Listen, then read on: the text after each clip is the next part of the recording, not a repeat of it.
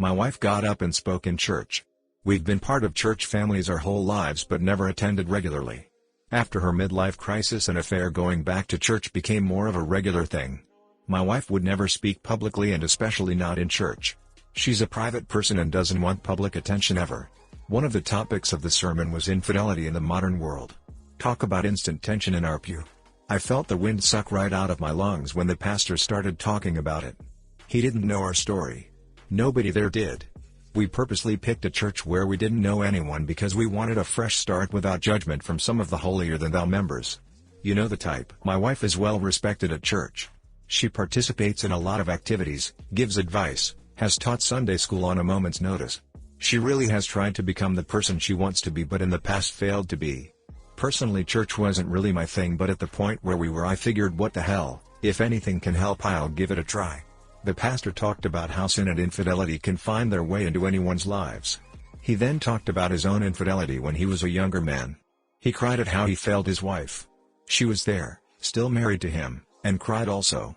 Half the church was crying. He said it was the worst thing he had ever done in his life, and the burden of the pain he caused his wife that he'll carry the rest of his life is a small price to pay for her grace and forgiveness. What I liked is that he didn't use the tired line about God forgiving him so all is well, like the former mayor of Nashville recently did. He didn't even mention God's forgiveness at first. Only his wife's forgiveness. That is what mattered to him most. He eventually praised God for giving him the strength to be a better man and all that jazz. Anyway, he asked if anyone wanted to add anything to the conversation, and I about have a heart attack because there goes my own wife standing up. My wife? You've got to be kidding. She would never talk publicly in a situation like this.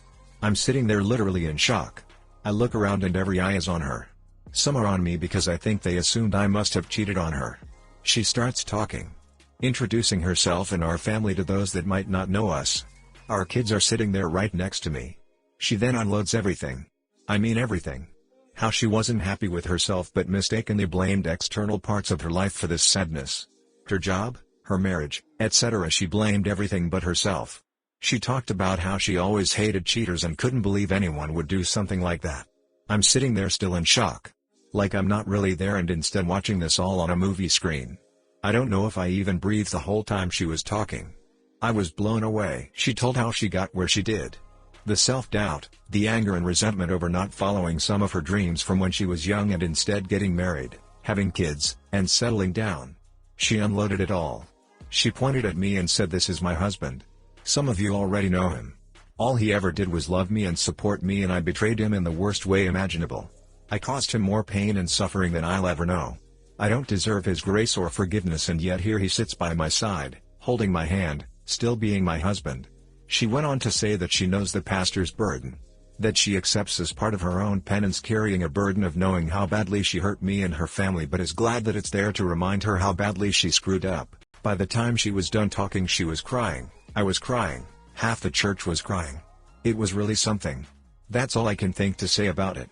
I can't believe she got up in front of hundreds of people and confessed that sin and told them all she did.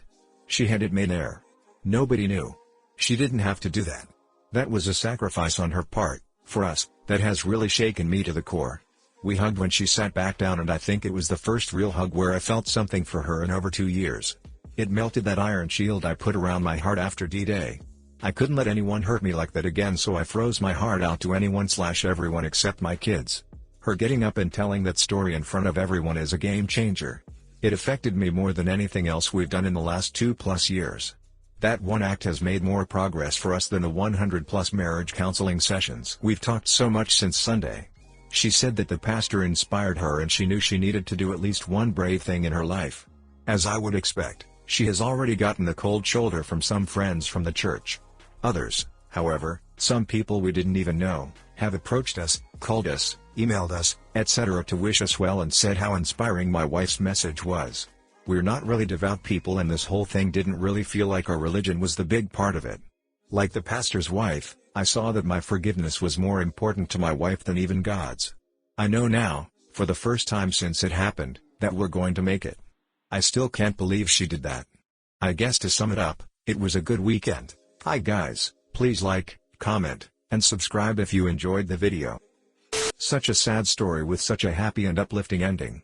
Congratulations to you and your wife for surviving the tough times together. That was brave of your wife. It's not easy to get up and admit transgressions in front of your church like that. It sounds like she and your pastor have both taken responsibility for their actions and work hard to be the people they really want to be, and that's admirable. That was brave of your wife. It was, and made a huge difference with me. It's like she threw herself on a grenade to help me heal, and it has deleted all the resentment and bitterness I've been harboring for over 2 years. If you read my post history, you can see how angry I still was. Her secret was intact. She didn't have to do that, but she did. Not only was she terrified of public speaking, but to admit what she did in front of all those people. I can't imagine how hard that was for her to do. It proved to me that she's really in this and that reconciliation is real and possible. My 28F boyfriend, 28M, of 12 years, just decided he doesn't want to get married. I have been with Lee since we were 16. I love him so much. We have so much in common. We have lived together for 4 years and have had a blast. We have our normal problems like all couples. 2 years ago we began discussing marriage, and we even set out a timeline. I was so excited. He wanted to get another promotion, which he did a few months ago. So I brought up the possibility of becoming engaged sometime this year, and on Sunday, he dropped this bomb on me. We were at his mother's for Memorial Day weekend. We were sitting on the patio by ourselves when I asked him about it, since his parents had just finished praising him for his promotion, when he looked at me and said, "I don't know if I really even want to get married." I asked him what he meant and why he felt that way.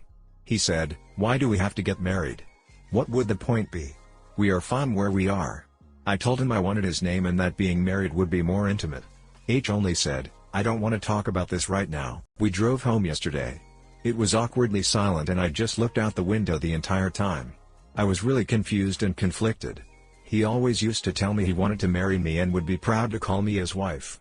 We have been together for 12 years, and now I'm thinking it was all in vain because he didn't want me to be his wife anymore. So I asked him last night about it as we got ready for bed, and he snapped at me saying, "I don't want to get married. Is that a big deal? Jesus Christ, why the duck are you so bent on getting married?" At this point I was crying and reminding him we discussed it. He then threw the pillow and a quilt on the floor and screamed, "I'm sleeping on the floor. I don't want..."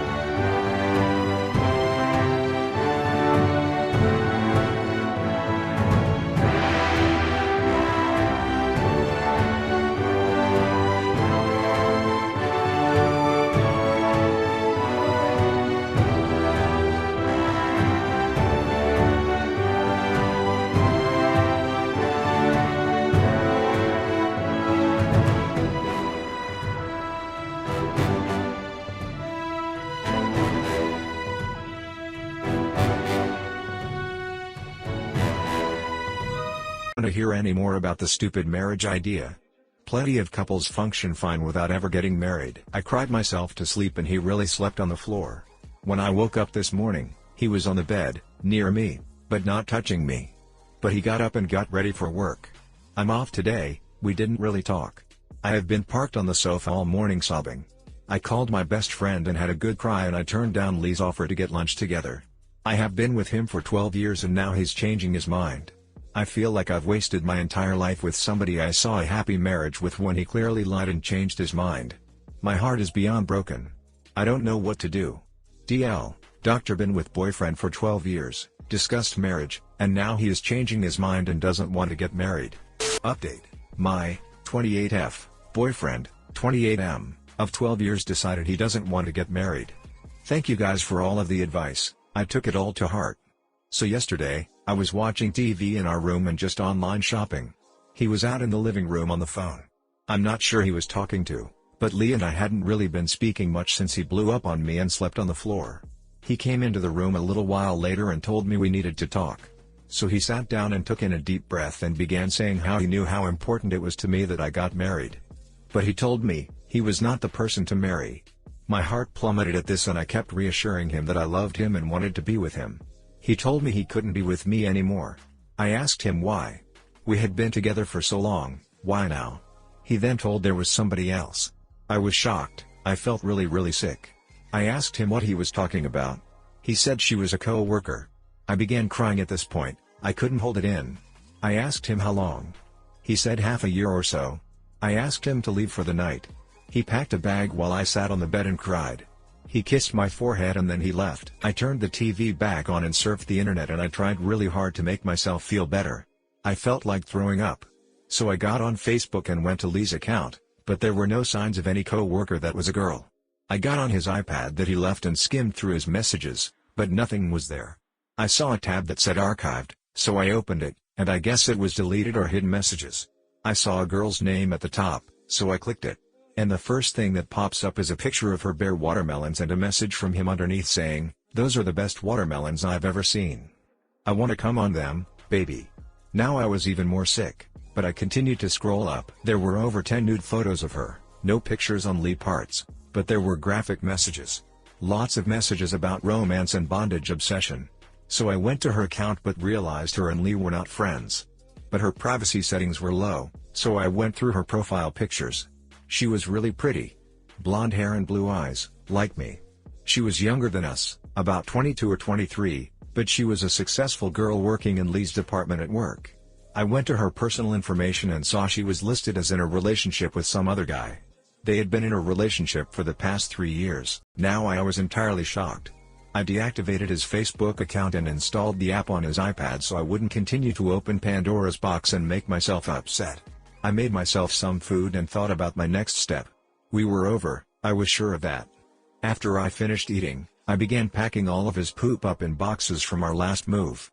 I was getting more and more furious as I packed. In the middle of my tyrannical movement of packing his stuff up, I took the picture of him and I at a high-class restaurant for our anniversary and broke the glass. I dumped the broken glass into the box and then dropped the picture in. It was getting late, but Lee was suddenly calling my phone. I answered and he was crying and telling me he made a major mistake. He kept saying he was sorry and that he wanted me back. I told him no. I told him he could go duck that other girl instead. I told him to tie her to the bed and do his stupid bondage obsession on her. I told him I didn't want him back and thanked him for being decent enough to not let me marry him cause he's a loser. He tried bringing up the good times we shared in the past 12 years, but I told him to duck off and I hung up. Now I was even more worked up, so I just stuffed his clothes in, not even bothering to properly fold his button-ups and nice tuxedo clothes. I taped the boxes up and wrote "cheating noodle face" on the side and shoved all the boxes onto the front porch. We live on the second floor and for a moment, I thought about kicking the boxes down the stairs. But I didn't. I called Lee and told him I shits on the porch if he wanted it and lied and told him I changed the locks so he wouldn't try to come in. He begged for another chance and I told him if he didn't cut that out, I'd throw his poop down the stairs. He came by, but he tried the door with his key and came in and said that he thought I changed the locks. I told him to get out. I began backing him out of the door and waving his iPad at him and told him I knew everything. He went out onto the porch and asked for me to listen to him and that he didn't want to be a cheater anymore. I told him that ship sailed and that he was now a cheater and I wasn't taking him back. He asked if I saw the messages. I told him I had. He tried to pin it all on his friends, saying they started the messages and they got out of hand as a joke. I told him I wasn't a complete ducking moron. He begged for me to take him back. I was so mad, I threw his iPad over the railing. He screamed it had his work project on it but it didn't survive the falling. He told me we could fix this. I told him to give me his key. I told him to get out here, that I didn't want him, and to leave before I got the cops involved. He left and put his boxes in the car and picked up his broken iPad. So I woke up this morning. I kind of missed him, but at the same time, I was thinking good riddance. I don't regret breaking his iPad or his heart. He's been texting a lot but I haven't replied. I don't want to hear any more of his bullpoop. Somebody is coming to change the locks at noon. So yeah. That was a lot of drama. TL, Dr. Boyfriend admitted to cheating on me, kicked him out, found the messages, packed his poop up. He tried to lie with some bullpoop, broke his iPad, he left. It's over, no contact, bye-bye. I can't believe how quickly this changed from him sounding like he wanted to talk out the situation, to breaking up with you and admitting to cheating, to him wanting you back. What a freaking night. I'm proud you stood your ground and booted him out. You've been with this guy almost half your life. Things will feel weird without him for a while. Be close to friends and family. It felt good to sleep after that bullpoop. Thanks. I'll be sure to do just that. That you for updating. I'm sorry to hear about how it all went down, and I'm sorry he's a cheating noodle face. I'm happy you were strong, keep being strong. Half a year of cheating wasn't a one-time slip-up but an intentional series of acts. He is no longer worth your time and energy. Have you thought about contacting that girl's boyfriend? I didn't think about it. Maybe I will get on Facebook and find him. He needs to know, you're right.